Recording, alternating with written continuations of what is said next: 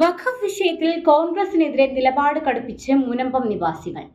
സമരപ്പന്തലിൽ ഇനി കോൺഗ്രസുകാർക്ക് പ്രവേശനമില്ലെന്ന് ഫ്ലെക്സുകൾ നിരത്തി പ്രതിഷേധം. 30% വോട്ട് ബാങ്കിനു വേണ്ടി KCBCയുടെ അഭ്യർത്ഥന നിരാകരിച്ച മുനമ്പത്തെ 610 കുടുംബങ്ങളെ ഇന്ത്യൻ പാർലമെന്റിൽ ഒറ്റുകൊടുത്ത കോൺഗ്രസ് MPമാർക്കും മറ്റ് കോൺഗ്രസ് നേതാക്കൾക്കും ഇനി സമരപ്പന്തലിൽ പ്രവേശനമില്ല എന്നെഴുതിയ ഫ്ലെക്സ് ബോർഡുകൾ പള്ളിക്ക് ചുറ്റും വെച്ച് മുനമ്പം നിവാസികൾ പ്രതിഷേധിക്കുന്നത്. മുനമ്പം ജനതയുടെ പേരിലാണ് ഫ്ലെക്സ് സ്ഥാപിച്ചിരിക്കുന്നത്. ഇതോടെ കോൺഗ്രസ് MPമാർക്കെതിരെ സമരക്കാർ പ്രത്യക്ഷ നിലപാടെടുക്കുമെന്ന സൂചനയാണ് പുറത്തുവരുന്നത്. വഖഫ് ഭേദഗതി ബില്ലിനെ ഒറ്റക്കെട്ടായി എതിർക്കുകയായിരുന്നു കോൺഗ്രസ് നേതൃത്വം നൽകുന്ന ഇന്ത്യ മുന്നണി. ചർച്ചയിൽ പല്ലും നഖവും ഉപയോഗിച്ച് ബില്ലിനെ കോൺഗ്രസുകാർ എതിർക്കുകയും ചെയ്തു. എന്നാൽ മുനമ്പം ഭൂമി പ്രശ്നത്തിൽ ഇരു കേരള കോൺഗ്രസ് വിഭാഗങ്ങളും ക്രൈസ്തവ സഭാ നിലപാടിനെ പൂർണ്ണമായും തള്ളിയില്ല. കേരള കോൺഗ്രസ് ചെയർമാൻ ജോസ് കെ മാണി ബില്ലിന്റെ പോരായ്മകളും മുനമ്പത്തെ ജനങ്ങളുടെ ആശങ്കയും രാജ്യസഭയിൽ വിശദീകരിച്ച് സംസാരിക്കുകയും ചെയ്തിരുന്നു. ജോസ് വിഭാഗം MP ഫ്രാൻസിസ് ജോർജും മുനമ്പം വിഷയം ഇന്ത്യ സഖ്യ യോഗത്തിലടക്കം മുനമ്പം വിഷയത്തിൽ മൃദു സമീപനമാണ് സ്വീകരിച്ചത്. പക്ഷേ ഇരുവരും മുന്നണി തീരുമാനമനുസരിച്ച് ഭേദഗതി ബില്ലിനെ എതിർത്താണ് വോട്ട് ചെയ്തത്.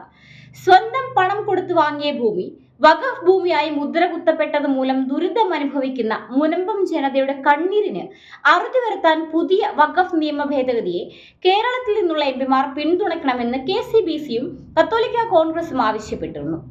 വഖഫ് നിയമ ഭേദഗതി നടപ്പാക്കാതെ മുനമ്പത്തെ പ്രശ്നത്തിന് ശാശ്വത പരിഹാരം ഉണ്ടാകില്ല. അതുകൊണ്ട് തന്നെ മുനമ്പത്തെ 600-ൽ പരം കുടുംബങ്ങൾക്ക് വേണ്ടി നിലകൊള്ളുവാൻ കേരളത്തിലെ ജനപ്രതിനിധികൾക്ക് ബാധ്യതയുണ്ടെന്നായിരുന്നു KCBCയുടെ നിലപാട്.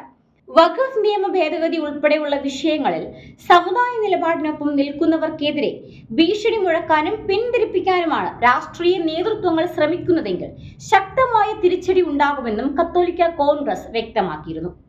വഖഫ് ബോർഡിനുള്ള അനിയന്ത്രിതമായ അവകാശങ്ങൾ മുൻകാല പ്രാബല്യത്തോടെ ഇല്ലാതാക്കണമെന്നും സിവിൽ നിയമ പരിധിയിൽ വഖഫ് ബോർഡിനെ കൊണ്ടുവരുന്ന വിധത്തിൽ നിലവിലെ നിയമം പരിഷ്കരിക്കണമെന്നും കത്തോലിക്ക കോൺഗ്രസ് ആവശ്യപ്പെട്ടിരുന്നു. എന്നാൽ ഇത് പൂർണ്ണമായും വഖഫ് ബില്ലിന്റെ ഭാഗമാക്കിയിട്ടില്ല.